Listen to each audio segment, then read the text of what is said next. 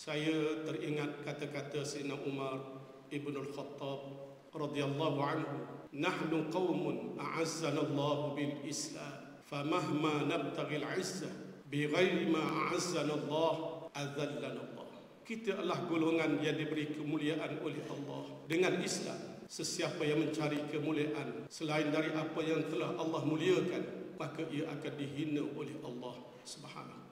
Keberkatan ialah asas kekuatan sebenar sesebuah kerajaan. Tanpanya segala pencapaian yang zahir tidak akan dapat membawa makna yang berkekalan. Keberkatan tidak boleh diukur dengan angka atau dilihat dengan mata kasar, namun tanda-tandanya dapat dirasai melalui pertambahan kebaikan dalam kehidupan dan pentadbiran. Dalam konteks pemerintahan, keberkatan itu terpancar melalui kecemerlangan tadbir urus, peningkatan hasil negeri, kesejahteraan rakyat, serta kesepaduan antara pendukung yang bersama-sama menggerakkan agenda Islam dan kemajuan negeri. Justru menyedari kemenangan dan pertolongan yang sebenar adalah daripada Allah Subhanahu wa taala. Perjuangan yang didukung melalui pentadbiran penghayatan membangun bersama Islam perlulah bergerak sederap selangkah dengan syarat-syarat nusrah Allah agar bersama menuju cita dan kepatuhan kepadanya.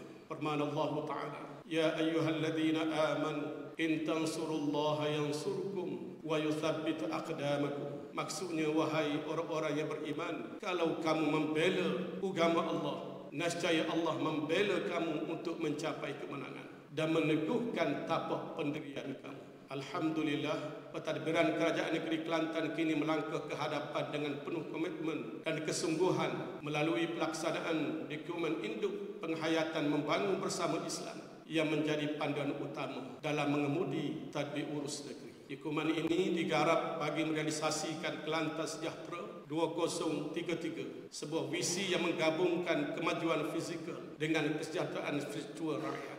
Teguh berakar di pohon iman, tenang mengalun di atma alam.